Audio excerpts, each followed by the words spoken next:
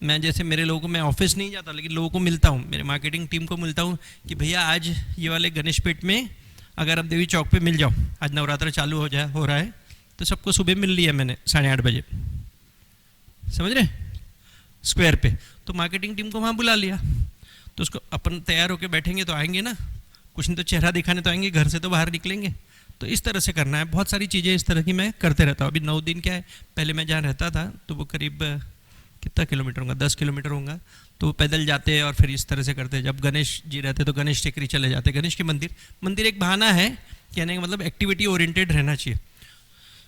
तो इस तरह की बहुत सारी एक्टिविटी अपने को खुद में डिसिप्लिन लानी पड़ेंगी, तब वो डिसिप्लिन अपने को देख के सामने वाला उसको कॉपी करने की कोशिश करेगा, और फिर आप उसको स्ट्रांगली दिल से बोल सकते कि भैया ये तो करना ही पड़ेगा, ये प्रोफेशन की ये डिमांड है।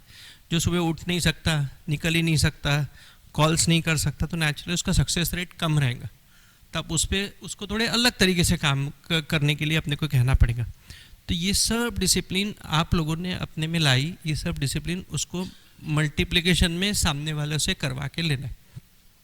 अब ये डिसिप्लिन करते समय ये हो गया कि सुबह उठ के कॉल करो या फिर फील्ड में जाओ, प्रॉस्पेक्टिंग करो, फिर अननोन लोगों को कॉल करो, तो सर्वे करवाने पड़ेंगे उनसे, कुछ समय अपने को करके दिखाने पड़ेंगे, किस स्टेज में किस लेवल पे पहुंच गए वो भूल जाओ, है ना। एक सेल्समैन, देखो सेल्समैन जैसा कोई या अपना LIC एजेंट जैसा कोई कैरियर नहीं है, कोई कैरियर नहीं। कितनी चीज़ें अपने को सिखाता है, बहुत सिखाता है, और हर चीज़ हर स्टेज हर लाइफ में सिखाता है। अभी मैं एक क्लाइंट के पास गया जिसको लाइफ सर्टिफिकेट देना पड़ता है, सर्टिफिकेट ऑफ एग्जिस्टेंट कि वो जिंदा है करके, है ना। उसके यहाँ से कोई रिस्पांस नहीं आ रहा था, छोटा ही क्लाइंट था, ज़्यादा नहीं, 25,000 रुपये महीने की एन्युटी आ रही थी, 3-3 साल में एक बार सबमिट करना पड़ता। 78 उसकी एज है। तो मैं उसके घर गया तो पता चला कि घर पे लॉक ही है, 1 महीने से है ही नहीं, है ना। फिर आजू बाजू से पता किया, फिर पता चला वो हॉस्पिटल में है। तो हॉस्पिटल गए तो हॉस्पिटल में 1 महीने से बीमार है, तो बेड रिटर्न है। अब उसका लड़का क्यों नहीं फ़ोन उठाया, तो लड़का भी बेड रिटर्न है ना। ऑलरेडी वो बेड रिटर्न, मेरे को मालूम था लड़के के बारे में, वो तो बेड रिटर्न है, लेकिन लड़के को प्रॉब्लम नहीं है, उसकी मम्मी को प्रॉब्लम है, इसलिए बेटा भी उसके बाजू में वहीं एडमिट हो गया। तो देखो लोगों को लाइफ में कैसे कैसे प्रॉब्लम है। और उन्होंने जो वर्ड्स बताए, अपनी एन्यूटी मिलती है उसको 25,000 रुपये महीने की, ठीक है।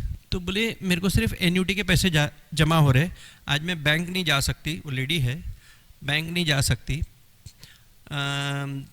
चेकबुक लॉकर में पड़ी हुई है घर में, लॉकर में किसी के हाथ में दे नहीं सकते चाबी, नौकरानी के हाथ में या किसी के हाथ में, तो लॉकर में से पैसे नहीं निकल सकते, यानी चेकबुक नहीं निकल सकती, तो ये नहीं। बैंक मैनेजर को फ़ोन कर रहे कि आके लेके जाओ दूसरा चेक, बैंक मैनेजर सुनता नहीं, छोटा हो गया वो आदमी उसके लिए। तो इतनी सारी सर्विसेज देते भी नहीं आज के, लेकिन LIC की एन्यूटी क्योंकि रेगुलरली आ रहे और नेट बैंकिंग कर सकते वो, तो वहीं से पैसे ट्रांसफ़र हो रहे, है ना, जो भी उसको जहाँ पे भी खर्चे उठा। तो कितनी अच्छी अपनी एन्यूटी काम कर रही, जो पैसिव और गारंटेड इनकम है। तो ये जब लोगों के पास जाते तब अपने को पता चलता है कि अपन ने क्या क्रिएट किया लोगों के लिए। इतना ही नहीं, जब मैं उनके पास गया तो मेरे को एन्यूटी बढ़ानी है और उसको डबल करनी है करके, 25,000 को डबल करनी है। उन्होंने 40 लाख रुपए मेरे को दिए सर्टिफिकेट्स के साथ, और उसको मैंने नेट बैंकिंग कराई, LIC में ट्रांसफ़र करके 40 लाख की अपन ने उसको फिर से एक जीवन अक्षय पॉलिसी दे दी। Thank you.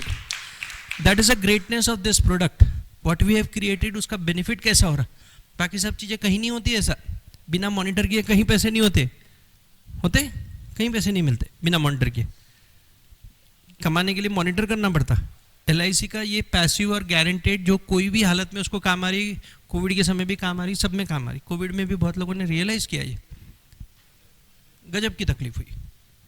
तो खैर, तो ये सब चीज़ें जो अपन करके दिखा रहे हैं या इतने साल से कर रहे हैं, आपको अपने एक्सपीरियंस अपने एजेंटों के साथ शेयर करना पड़ेगा, प्रैक्टिकल करके दिखाना पड़ेगा। सर्वे की बात हो रही थी, अपने को सर्वे करवाने पड़ेंगे। पहले अपन डोर टू डोर जाके सर्वे करते थे, अभी सर्वे का स्टाइल भी बदल गया। आजकल सोशल मीडिया पे सर्वे हो जाते हैं, होते नहीं होते, सोशल मीडिया पे हो जाते हैं। आप एक अपनी स्टोरी डाल दो या फिर एक गूगल फॉर्म में एक क्वेश्चनेयर बना लो, सबको व्हाट्सअप कर दो, होता ही नहीं होता है। ये नए लोग बहुत अच्छे से करते हैं। मैंने एजेंट्सों को ऐसे कुछ कुछ आइडियाज़ दिया और उन्होंने करके दिखाया, है ना। उन्होंने करीब 1000 लोगों को व्हाट्सअप दिया, सिर्फ 150 लोगों ने रिस्पांस किया, तो भी बहुत अच्छा है। 15% लोगों ने रिस्पांस दिया, सॉरी 1.5% ने, 150 है ना, 15% हो गया, हाँ 15% ने रिस्पांस दिया, तो बहुत अच्छा रिस्पांस है। अपने को तो सब सिखाया है कि 1% ही रिस्पांस आता था, अच्छा रिस्पॉन्स है ना। तो इस तरह से गूगल फॉर्म करके तो नए नए टेक्नोलॉजी से फास्ट काम होता है। किसी के बारे में इंफॉर्मेशन निकालने के लिए हमको 3-3 महीने या 3-3 साल लग जाते थे, है ना सर, काफ़ी साल लग जाते थे हमको इंफॉर्मेशन निकाल। आज फटाफट इंफॉर्मेशन निकलती, क्योंकि सब सोशल मीडिया में उसकी इंफॉर्मेशन निकल जाती कि कौन आदमी कितना ऊपर है, कितना नीचे है, क्या उसके इंडस्ट्रीज़ है, क्या उसके बिजनेस है, क्या उसका फ्रेंड सर्कल है, सब चीज़ें पॉसिबल है और सब चीज़ें अपन हासिल कर सकते हैं इंफॉर्मेशन। तो जिसके कारण इंफॉर्मेशन जल्दी गैदर हो जाती। ये हो गया सोशल मीडिया से सर्वे करके करवाने के लिए। उसके बाद HNI कस्टमर को अप्रोच करना है। आज लोगों को, पहले अपन जाते थे, डरते थे, कॉन्फिडेंस लेवल अपना कम था। अभी नए जनरेशन का कॉन्फिडेंस लेवल बहुत अच्छा है। बच्चे घबराते क्या किससे बात करने के लिए? जेब में पैसे नहीं है कोई नहीं घबराते। अपन तो सोचते थे अपने यार ये तो कार वाला है, अपन साइकिल वाले थे तभी, तो अपन कैसे बात करेंगे, होता था ना, एक हिचक रहती थी मन में, रहती थी नहीं रहती थी। वो हिचक निकलने के लिए 15 साल लग गए कि अपन ने कुछ हासिल किया है या फिर अपने डर निकल गया करके। आज के बच्चे चाहे वो कुछ कमाए, जेब में पैसे नहीं रहे, किसी के यहाँ भी जाके पत्थर मार के आ जाएगा, है ना, या बातचीत करके आ जाएगा, तोड़ फोड़ करके आ जाएगा, तो हिचक ही नहीं है। वो बहुत अच्छी बात है ना। तो बहुत सारी उनकी प्लस क्वालिटी है जो अपने को अडॉप्ट करनी है और उसको कॉन्सेंट्रेट करवाना है, जो उसका एडवांटेज हो जाएगा, तब जाके वो एजेंट अच्छा परफॉर्म करना पड़ेगा। तो मैंने ऐसे कुछ एजेंट आइडेंटिफाई किया जो कोई टेक्नोलॉजी में अच्छा है, कोई कॉन्फिडेंस में अच्छा है, फटाफट जाके बात कर लेता है उन लोगों से। किसी कोई पॉलिसी के बारे में बात करता है, सक्सेस रेट कितना आएगा वो बात की बात, लेकिन वो कॉन्फिडेंस तो है। पहले अपन सर्वे शीट बनाते थे, वो गूगल फॉर्म में बना लेता है, टाइम ही नहीं खराब करता। मैंने उसको बोला पूरी लिस्ट लेके आ कि तेरे कितना फ्रेंड सर्कल है, कितने जान पहचान के लोग हैं, रिलेटिव्स है। तो ऐसे 3-4 कैटेगरीज में उसने बना के लेके, तो करीब 1,500 हज़ार लोग तैयार हो गए। अब मैंने बोला इसके सब नंबर में भर के व्हाट्सअप ग्रुप बना ले, तो उसने ब्रॉडकास्ट ग्रुप बना लिया 250-250 लोगों के। मैंने बोला अभी गूगल फॉर्म तैयार कर ले सर्वे शीट के लिए, है ना, कि इंश्योरेंस है कि नहीं, लास्ट पॉलिसी कब रिव्यू की थी, आपके पास ये 3-4 जो फेमस पॉलिसी है उसके नाम डलवा दिए कि इसमें से कोई पॉलिसीज ली है क्या, है ना, आपका एजेंट कितने दिन में मिलता है आपको, फॉर एग्जांपल साल में 1 बार मिलता है या 3 साल में 1 बार मिलता है कि 6 महीने में मिलता है कि एवरी मंथ मिलता है। ऐसे 8-10 क्वेश्चन तैयार कर दिया उसको उसके हिसाब से और भेज दिया उसमें, तो 150 लोगों के रिस्पॉन्स आ गए, है ना। तो इस तरह से कितनी फास्ट चीज़ें हो गई और वो 150 रुपये को फिर अप्रोच करना शुरू कर रहा है, तो फटाफट अप्रोच कर रहा है वो। दबंग हो गए ना लोग, कितना आसान है। तो दोस्तों जितना एडवांटेज है या जितना डिफ़िकल्ट लग रहा है अपने को, कॉम्पिटिटिव है ये है, उतना ही आसान भी है।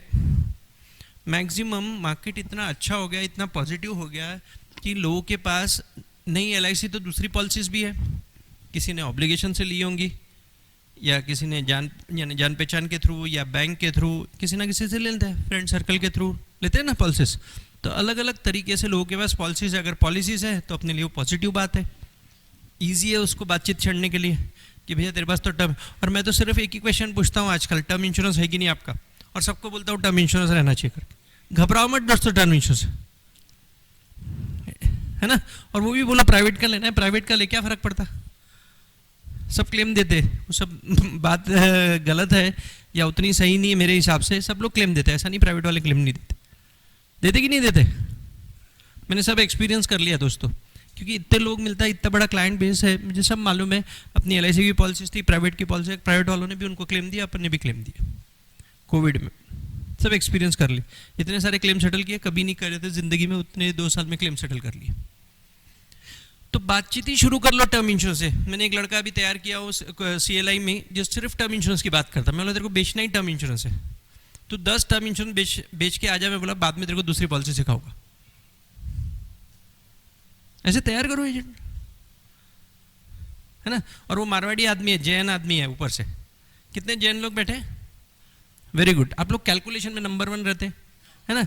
वो बोलते थे सर प्रोडक्ट में मज़ा ही नहीं आ रहा, मतलब टर्म इंश्योरेंस तो बेच सकता है, मजा करने की क्या बात है, क्या रिटर्न की बात कर रहे हैं, कितना % रिटर्न है कैलकुलेट कर ले, 80 साल की मैच्योरिटी के दे दे सबको टर्म इंश्योरेंस, 80 साल के उखड़ गया तो रिटर्न कैलकुलेट कर ले कितना हो गया, बढ़िया आएगा ना रिटर्न। 79 की एज में भी गुजर गया तो क्या रिटर्न आएगा परसेंटेज वाइज, एनीबडी, हाँ 28% से ऊपर आता, कहाँ मिलेगा रिटर्न। एक 30 साल का आदमी 40 साल की अगर पॉलिसी ले ले, 28% रिटर्न कहाँ मिलेगा, चांसेस तो है ना वो करने के, बेचो सिर्फ टर्म इंश्योरेंस रिटर्न बेचो, क्या फर्क पड़ता। तो दोस्तों अपने को अपनी सोच बदलनी पड़ेगी। कमीशन ही नहीं मिलता, टर्म इंश्योरेंस में कितनी माथा घोड़ है, ऑनलाइन ये होगा क्या MER, ये नहीं ऑनलाइन होता ना MER टर्म सब में, मेडिकल रिपोर्ट्स है कि नहीं। तो बहुत सारी चीज़ें अपन ने अपने आप को रोक के रखा है। थोड़ा दूर की सोचनी पड़ेंगी, थोड़ा अलग सोचना पड़ेगा, ये सब चीज़ से उभरना पड़ेगा। तो ये सब यंग लोगों को कांटेक्ट करो। जो आपके पास एजेंट्स है उसमें बहुत ज़्यादा स्कोप है, बहुत सारी कैपेबिलिटी है, बहुत सारा ग्रोथ करने की उसके एस्पिरेशन है। अगर आप उसको कांटेक्ट कर रहे हो, एस्पिरेशन है, वो एस्पिरेशन ढूंढो और उसको आगे बढ़ाओ। अगर आप अपन ये नहीं कर रहे तो अपन उसके साथ जाती कर रहे है ना। उसने अपना करियर अपने हाथ में शोभा है, अपने को शोभा है, तो अपनी जिम्मेदारी है कि उसको अपन उसको सक्सेस करके दिखाना है। तो एज अ CLI आपकी ड्यूअल रिस्पॉन्सिबिलिटी हो जाती कि उसका सक्सेस अपना सक्सेस है। और जैसे एक बाप को कब खुशी होती है जब उसका बेटा परफॉर्म करता है, वैसी एक डेवलपमेंट ऑफिसर या SBO को कब खुशी होती है जब उसका एजेंट परफॉर्म करता है ना। वैसे ही एक CLI को कब खुशी होंगी जब उसके एजेंट MDRT बन जाएंगे। As simple as this. तो we have to make them MDRT। एक अच्छी पर्सनैलिटी इवॉल्व करनी है, जो आप लोग ऑलरेडी हो, आदर्श मानना चाहिए उसने आपको। तो खुद को उस लेवल पे जाना पड़ेगा। उस लेवल पे वो यंग लोग क्या सोचते हैं, आप लोग सब लोग फैमिली वाले लोग दिख रहे हैं, तो आप अपने बच्चे से बातचीत करो और देखो कि क्या कर रहे हैं वो लोग, क्या सोचते हैं, क्या ज़्यादा देखते हैं, कौन सा सोशल मीडिया ज़्यादा देखते हैं। तो अपने को समझेगा। और वो सब के मीडिया में पहले अपने को एंटर होना पड़ेगा, उसमें किस टाइप की रिपोर्ट्स आती, क्या आती, वो देखनी पड़ेंगी। तब जाके अपन उनको बता पाएंगे। इस तरह के अपन वही पुराने ढंग से काम कराएंगे तो नहीं चलेगा। चलेगा क्या? नए तरीके से काम करने पड़ेंगे।